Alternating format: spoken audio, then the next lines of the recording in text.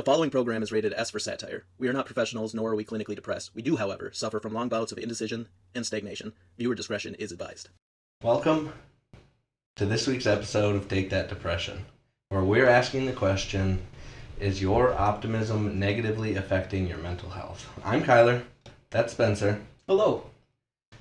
How was your week this week, Spencer? It was a pretty good week, I gotta say. It went by very, very fast, which I always appreciate. Yeah. And now that I got the work week out of the way, now it's time to relax and chill. Now it's time for the play week. Yeah.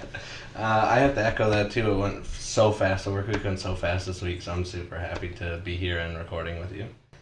This week we got a couple of housekeeping things that we're going to cover, and then I'm going to get into the Stockdale Paradox, and then we're going to get into skill check, and then we're going to move on and let you guys have a great day. So first off, the housekeeping, we're going to get that out of the way. As you know, as you guys may not know, we now have a YouTube channel. That's been super fun. We just have the thumbnail as the backing of the videos right now, but we figured it would make TTD accessible to a wider audience. I've had a number of people already reach out and say that, they couldn't find us because they don't have Spotify, they don't have Apple Music, they don't have any of that. And once we put it on YouTube, a lot of people are like, oh, now I can watch it. And so that's been fun to be able to get that to everybody who wants access to that. Yeah, it's definitely a crisis of availability. So happy to have that done. It was brought to our attention that one of our viewers in specific wanted to see video. So we are actively working on that right now. Trial and error.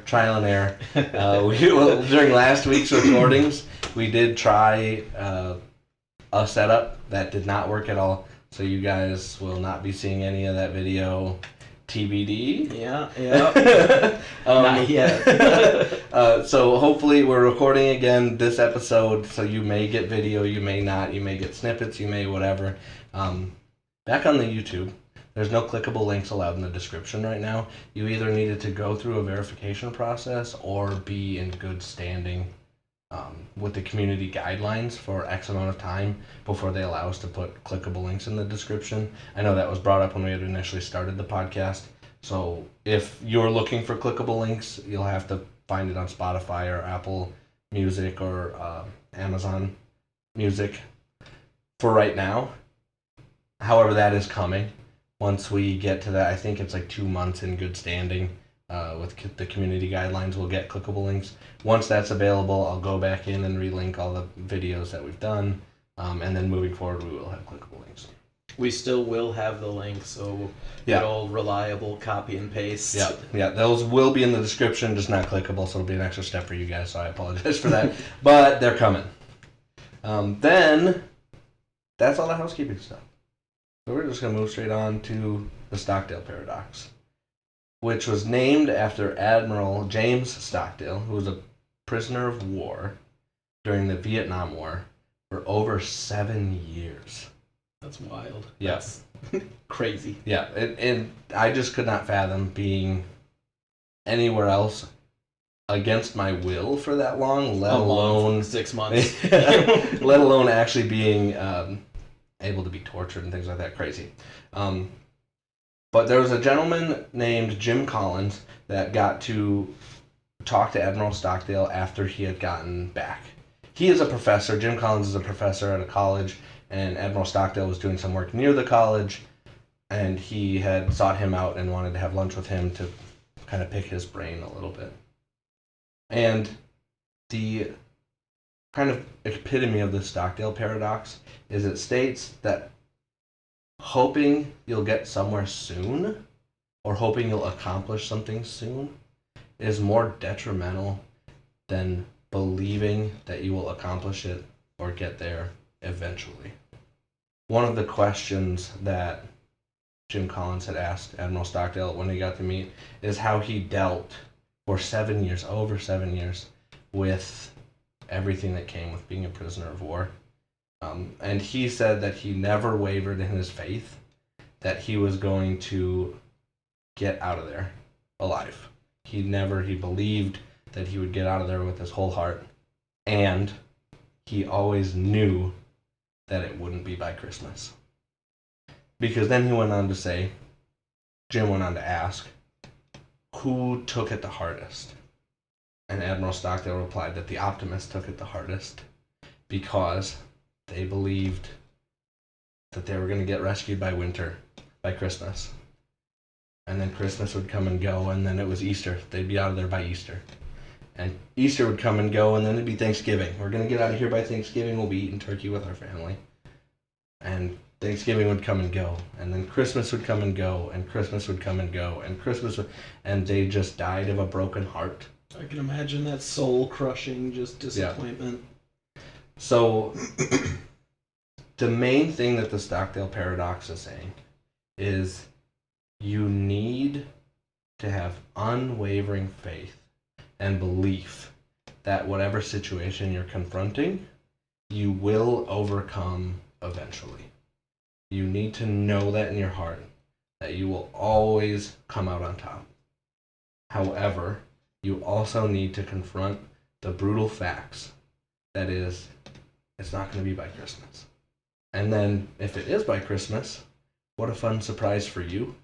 But you didn't have that tiny heartbreak, and then the larger heartbreak, and then the larger heartbreak, and then the larger heartbreak. Let's talk about the core components of the paradox. The big one, in my opinion, is confronting the brutal facts of the situation that you're currently in. It is so easy to kind of look at the world through rose-tinted glasses.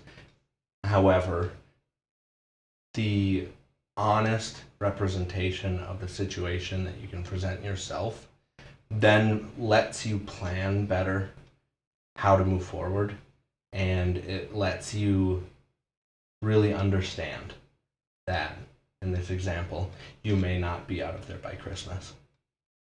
The next one is to hold on to absolutely unwavering faith. To know that you are going to overcome the situation is paramount to this paradox and to this way of life. If you doubt for a second that you'll get out, then that can creep into every other aspect of your mentality and what you're doing here. It really is a slippery slope. Yeah. That one just like, I don't know, can just take you out. So you need that unwavering belief that you'll get out of there. The final component is to avoid optimism or pessimism. Blind optimism, obviously, as we heard in his story, can lead to disappointment after unrealistic expectations aren't met. And blind pessimism can lead to just giving up entirely, right out the gate. We're not going to get out of here, and then you just kind of turn into a husk. But to, again, hold on to that unwavering faith, to confront the brutal facts of your current situation, and understand what's actually going on around you, and then avoid unnecessary optimism or unnecessary pessimism. That's the core of the Stockdale Paradox. So sometimes your optimism, I feel, can negatively affect your mental health. And I feel like we've all kind of had that. Oh, yeah. When you're waiting at home with the ticker running on the bottom of the news screen, waiting for your school to get called up for a snow day. And you're like, it's going to happen. All the other schools in my area. And then it never comes up, or it comes up as a 2-hour late, and you're like, oh man. Surprised you're walking to school in 5 feet of snow. And then you're just let down. I feel like we can all relate to that. Oh, yeah. So it's very apparent in our everyday life, and that's something that I really like. Something as grandiose or as terrible as becoming a prisoner of war and kind of making it through that also has ties to waiting for your school to get called for a snow day. And again, like I said in a recent episode, putting a face to the name of that feeling, that is such a cool thing that you've been doing it since grade school. And then now you can be like, oh yeah, there's that thing that one guy on the internet talked about. And you can tell people about it too. If Yeah. this ever gets brought up, you're like, oh, that's called Yeah. this. Yeah. And that the Stockdale Paradox is used a lot in management and business.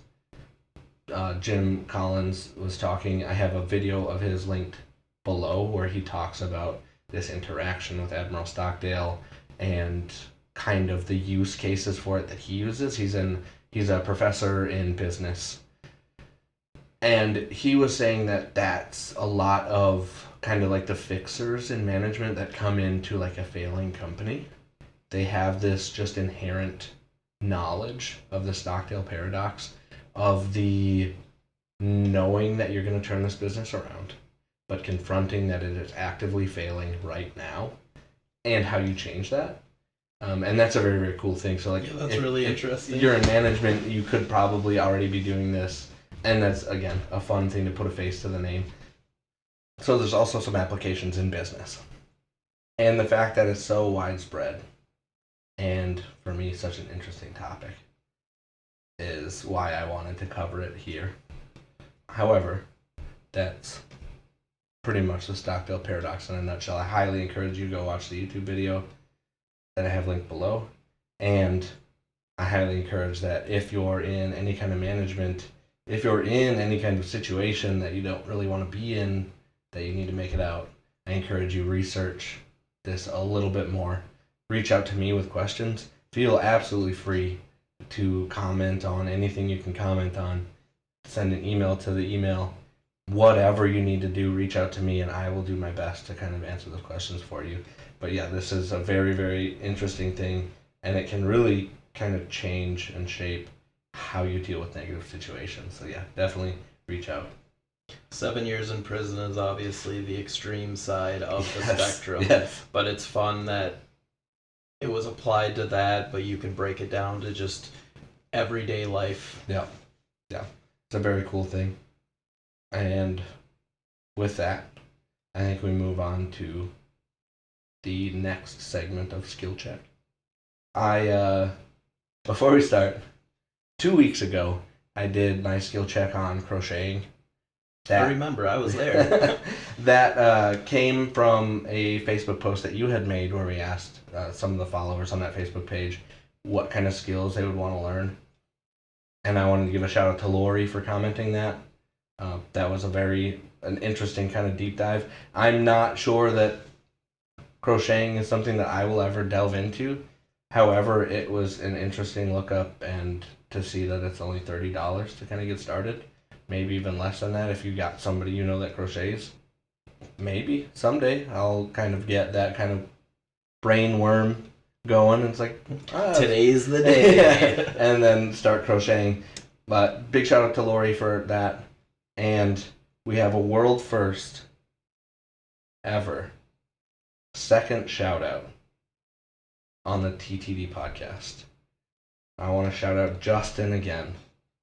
First, it was holding me accountable for my typing test. Thank you for that. And now my skill check is on how to do a kickflip. Yes! Also submitted by Justin. So big shout out to Justin. First ever second shout out on the podcast. Thank you for engaging. Thank you for interacting. Thank you. Do a kickflip. The first thing you'll need for a kickflip is a skateboard. Assumedly shoes. Most everybody I know has at least a pair of shoes. It should be fine. I found many skateboards on Amazon. They looked fine for $40 to $50. And in Justin's post, he also said that he has bad knees. So on Amazon, I found that you can get a 500 count of ibuprofen for about $10. Yes. So you can get the whole ibuprofen, everybody needs it, and a skateboard for $50 to $60. Also, if you want to skirt the knees all together, you can get a pack of several finger skateboards for about $10. That's how I'm going to learn how to do a kickflip. Yes. That, to be honest, the finger skateboard version of how to do a kickflip looked much easier than the actual real-life human-sized version of doing a kickflip. Mostly because I have a bad leggy, but also there's just a lot more that goes into it.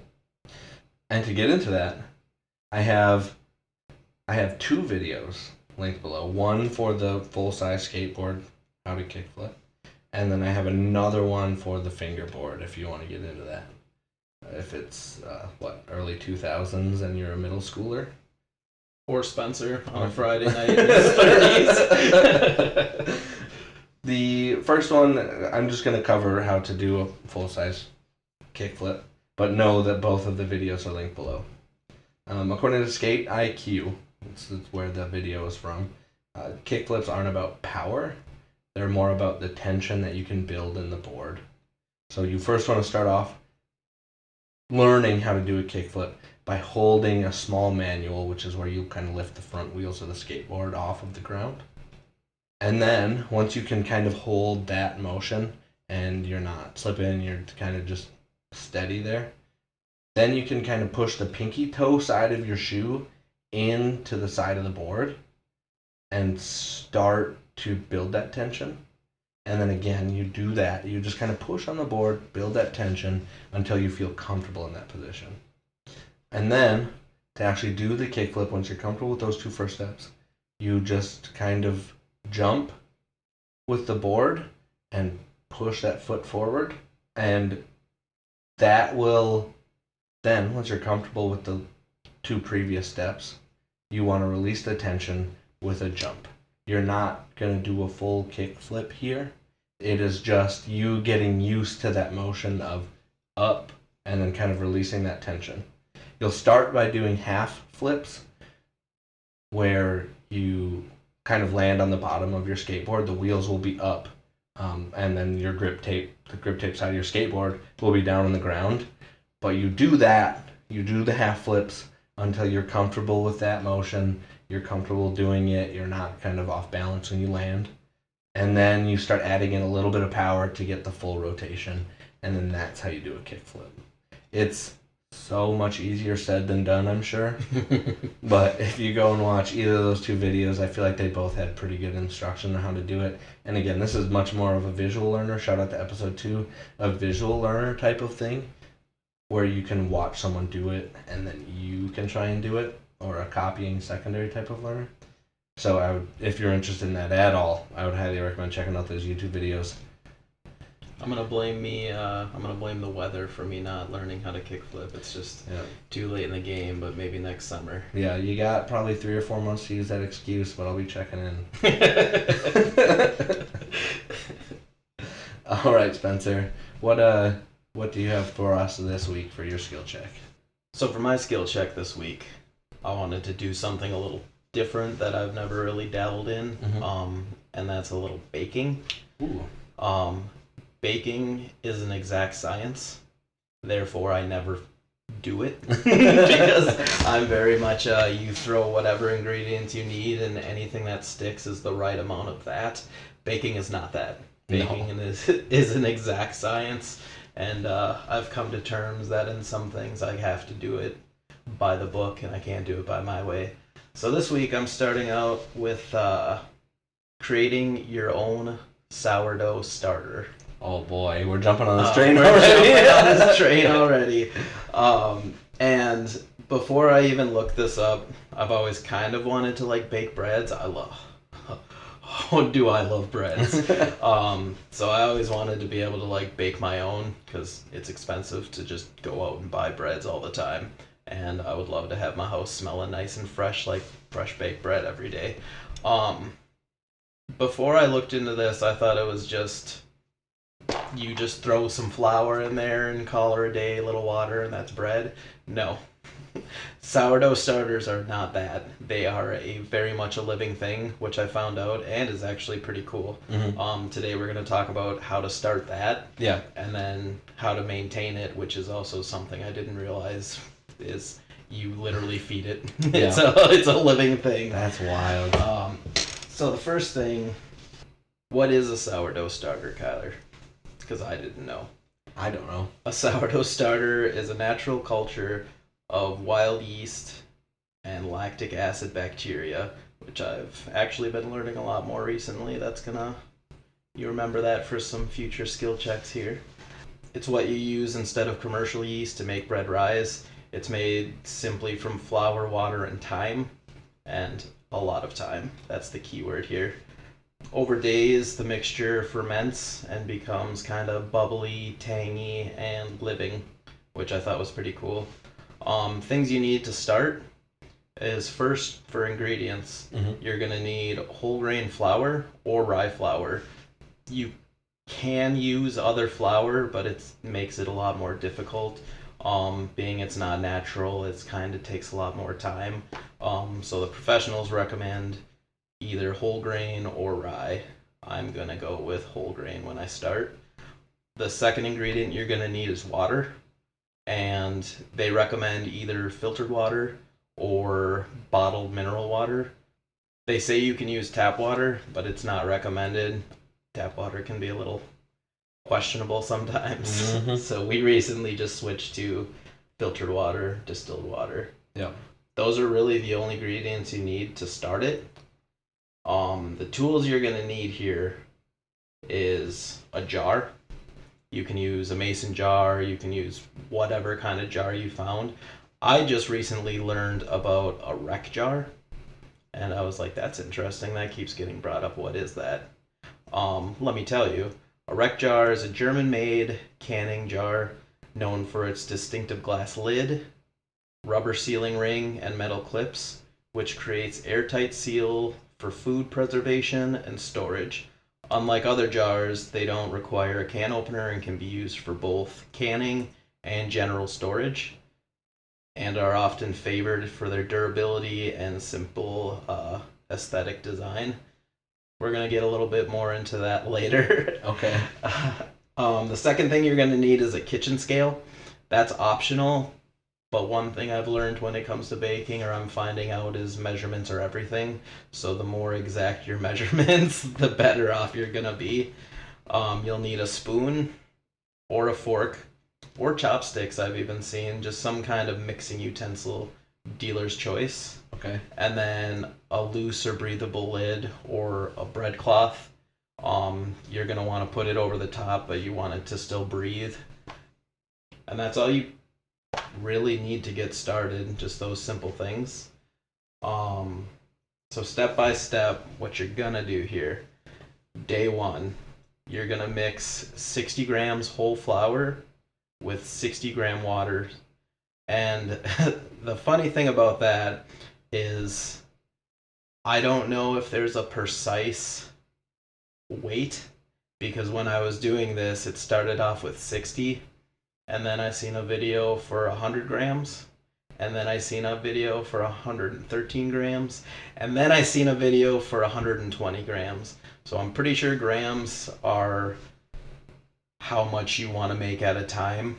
I don't know if there's anything. I think it's trial and error, again, what works best for you. So for the sake of the video and the sake of that, I'm going to say 60 to 100 grams. The important thing is here, you need equal parts flour, equal parts water. That is the important thing. When I dive into this, I'm just going to pick 100 because that seems like a nice, sweet, easy number. Yeah, easy round to 100. Once you mix it together, it should have a nice, juicy, thick consistency. Not juicy, but thick. Kind of like a pancake batter almost. And all you're going to do is you're going to mix it well. It's important you get everything mixed together, nice and mixed. And then after that, you're going to cover it loosely with your lid or your bread towel. And you're going to leave it in room temperature for 24 hours. And you're not going to touch it. Leave it alone. Don't look at it. Don't do anything with it. Don't think about it. Yeah, just you leave it. Don't talk to it. Yeah, that's the important thing. Day 2, you might see a few bubbles start to rise in there, but probably not. Usually it doesn't do anything for a few days, but on day 2, you're going to feed it. So what feeding is you're going to discard about half your mixture, which I thought was crazy as soon as they read that. You're going to discard half the mixture and don't throw it away.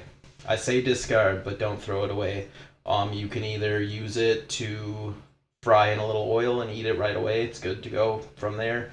You can freeze it, making little buns and stuff later. And one thing I thought was interesting is you can actually start another starter from that, depending on how much bread you want to be making. Interesting. So it's kind of cool. You can just keep making starters from there, but I don't know who wants 50 jars of starters unless you're planning on starting a bakery. From there, you'll add, again, for the sake of the argument, I'm just going to say 60 from here, 60 grams, because it's 60 to 1,000. You know, whatever. Just the still 1-to-1 ratio. Yeah, 1-to-1 ratio, that's the important. So I'm sure when you start it, you pick your consistency, what you're going to do. For the rest of the video, I'm going to say 60 so the numbers aren't jumping and bouncing. But when you discard it, you're going to scrape half of that and get rid of it. And then you're going to add in 60 grams of flour, 60 grams of water, and you're going to give it a nice good stir mix, and you're going to loosely cover it, and then you're going to leave it alone for 24 hours. Leave it on your counter someplace room temperature. If it's too cold, it'll actually take a lot longer to start fermenting. So you'll want to leave it, maybe on top of your fridge or under an oven light, something like that. Nice, cool room temperature. Now, day 3, you should start to be seeing like little bubbles actually showing life, everything like that. You might get a little tangy smell. That's fine. You don't want any kind of like rotting. That's bad. But a nice little fresh tangy smell is very good. You're going to actually do the same thing again, day 3. You're going to scrape and discard half your mix. You're going to add 60 grams of flour. You're going to add 60 grams of water. You're going to give it a good mix. You're going to loosely cover it. And you're going to ignore it for 24 hours. Don't look at it. Don't talk to it. Day 4 and 5 is going to be, again, same exact thing. You should have a nice tangy, fruity, slightly yeasty smell. And the texture is going to be bubbly, airy, sponge-like. But you'll do the same thing. You'll feed it. And then after you feed it this time in the 4 or 5 day range, it should be doubling in size within 4 to 8 hours of feeding it. And that's your goal. That's what you want to look for. And you're just going to continue to daily feed it like we've been doing the past 4 or 5 days. On day 6, when you feed it, it should double in size within 4 to 6 hours. When it does that, your starter should be ready. One good test I found and learned, and it seems to be good practice among a bunch of bakers who are showing videos for this, is you can take a little spoonful of that and put it in water, and if it's a floater, then you're good to go from there. Okay. And then basically you let it sit for another 24 hours after that, and then you can start baking. Whenever you want to bake, I won't go too much into like baking the bread because I'm still learning this process too, and that's going to be a whole nother thing. Yeah, that's a whole nother skill set. Yeah. But it's going to be 1 to 1 to 1.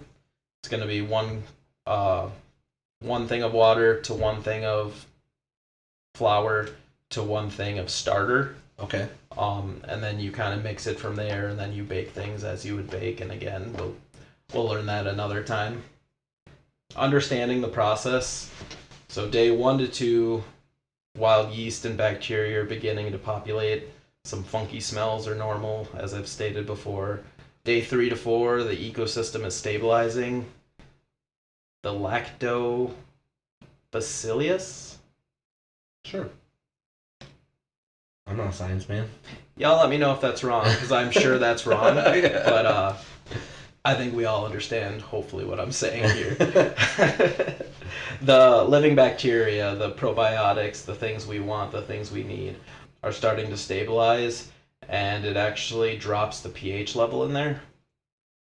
Day 5, the yeast and bacteria balance is like starting to get perfect. That's when everything starts getting formed. And then that's pretty much it from there. They say it can take 12 days too. If you aren't seeing bubbles, if you aren't seeing anything like that, just keep feeding it. It's very time consuming. They say time is like the biggest factor in baking. That's another reason I don't want to do it, because I do not have time to wait. I do not have time to science. I throw things at something and then I turn on a stove or oven, and then 20 to 30 minutes later I got some food. Yeah, it seems very trust the process. Yeah. And that's one thing too. I feel like that'll be healthy for me to learn how to bake. If I can master baking, I feel like I can apply trusting the process to everything else. So maintaining it, which I think is just crazy, this thing. People talk about having 100-year-old starters, and that sounded absolutely disgusting to me. Yeah. We've talked about this with like that versus like kombucha and stuff, which we'll see how that goes. Maybe there's a skill check involved in that as well. If you're baking daily or often, you feed it 1 to 2 times a day, and the ratio is again 1 to 1 to 1 by weight with the starter. You still want to keep it at 70 to 75 degrees, or 21 to 40 Celsius, if you believe in that sort of thing. But you keep it in a nice dry spot, room temperature. If you want it in the fridge and you're only baking like once a week or less, you feed it like you would the equal parts water, equal parts flour, and then you let it rise for an hour or two, and then you can store it back in the fridge, like if you're going on vacation or something like that. You would do that probably about once a week if you don't plan on baking. So you got a whole living thing in your fridge. When you're ready to bake, take it out, feed it, and wait until it doubles again before using. Okay. Some tips I found for it. I haven't used yet because I haven't started, but any tips I can get is better for me. The first things first is they say don't stress about perfection. It's really hard to kill a starter, which thankfully is the case, because if it's anything I have to do where I mess up the first day one, I'm gonna be really bummed about that. The only way it can get messed up is if it gets moldy. It smells like rotten meat. The next, which I thought was actually interesting, and a lot of people suggest that, is putting a rubber band around it. If you put a rubber band around it, you can see actual like markers on how much it's rising, so you can where the level of the starter is. Got it. So you can keep track of the process. Very and there's obviously jars and stuff like that that have different kind of measuring and stuff like that. But if you're using a mason jar, a simple rubber band works perfect for that. This should go without saying. Use clean utensils to avoid contamination. Don't stick your fingers in there and feel it around and see how it's going. God forbid, don't stick anything else in there. Yuck. Yeah. But as long as we're keeping our area clean, keeping our utensils clean, everything's fine. Again, hard to kill, just be a little sanitary with it. Smell checks. It should smell pleasantly tangy or yeasty and not foul or putrid.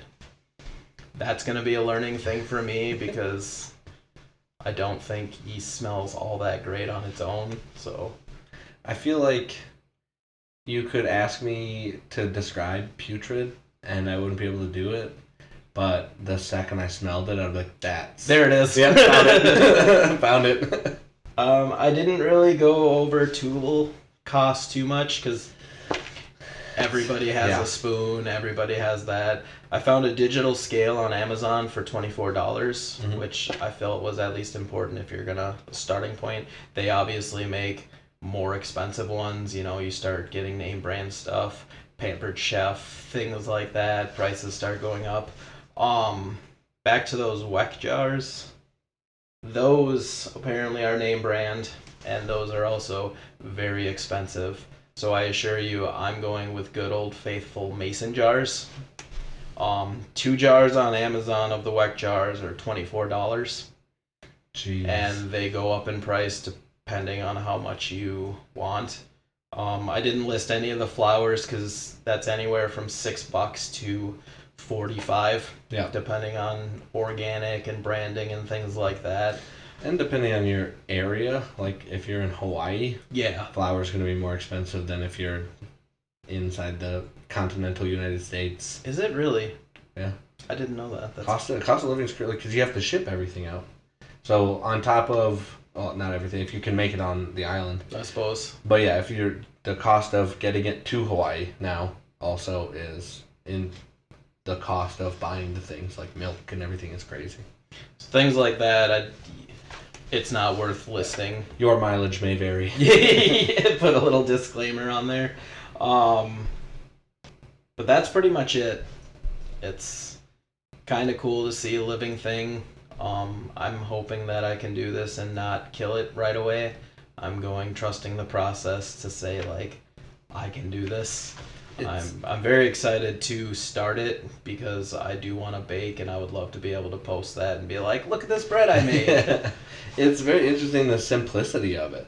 I definitely thought there would be more than 2 ingredients to this thing. It's very funny because I've been looking more and more into the fermenting process, and it's either this where it's like, oh, it's just a simple thing, you just gotta feed it, to like other things you ferment is like you gotta leak the gas out, you gotta boil it, you gotta do this, you gotta add all the exact little things. So yeah.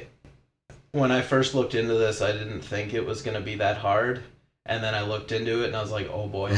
And then once I finally looked, I'm like, oh, it's fine. You just follow these steps. And as long as you're following the steps, again, which I don't always do, I think it'll be fine. Yeah. It's just time. Seems like it's just time. And then actually being accurate with your measurements, I feel like. Yeah. Which I'm very thankful for technology. I think that getting myself a little food skill is invaluable to me. Easy enough. If anyone's listening to this and they have made bread and they're very skillful at making bread, tell me about it. Tell me if I missed anything. Tell me your techniques. I want to hear all about it because this is a learning experience. It's kind of interesting to describe and learn something I haven't done yet, especially when it comes to like crafting and like baking and stuff like that. So I'm definitely excited to hear your guys' experience with it. Do you have anything else for us at all for this episode? I don't believe so. All right. Well, then I want to remind everybody we now have a YouTube channel. Go over there, give all the videos a like, subscribe if you're interested in that, leave a comment if you're interested in that. As always, Spotify, leave a comment there. Our Facebook page, drop us a follow if you're interested in that. Interact with all the things. Right now we're growing. That's our kind of main goal, is to reach out to as many people as we can and get seen by as many people as we can. So every like, every share, every comment helps us with that goal. So if you want to help us do that, then just play the algorithm game with us. We're trying our hardest, and it just gets easier with your help if you feel like we deserve it. We can sit here all day and talk about things that me and Kyler want to learn, but I find it more interesting to hear what you guys want to learn, and that's like, yeah, that is cool. Maybe I'll learn that. So any output you guys have, anything you want to learn, we are interested in learning as well. Yeah, and that, like, Lori's comment a couple weeks ago about crocheting, that's, again, not something that I had interest in before that. Having learned it, what a cool thing that I now have access to that I just wouldn't before, to get other people's perceptions and takes on something that's interesting is very, very cool. So yeah, keep doing that. If you want us to cover anything specific, if you want us to help you learn about anything in specific, send us an email, comment on the Facebook page, comment on anywhere that you find the podcast that you can comment, and be like, hey, do a skill check on X, Y, or Z, and we will fit it in where we can. Challenge accepted. Yes. But other than that, I think we're going to say have a happy Monday if you're listening to it when this drops, or just have a heck of a good day. Otherwise, a heckin' good day. A heckin' good day. As always, stay safe out there. And don't get mugged. If you are struggling, please, please, please reach out to someone or dial 988 to get connected with someone at the National Suicide Hotline. you do not have to go it alone.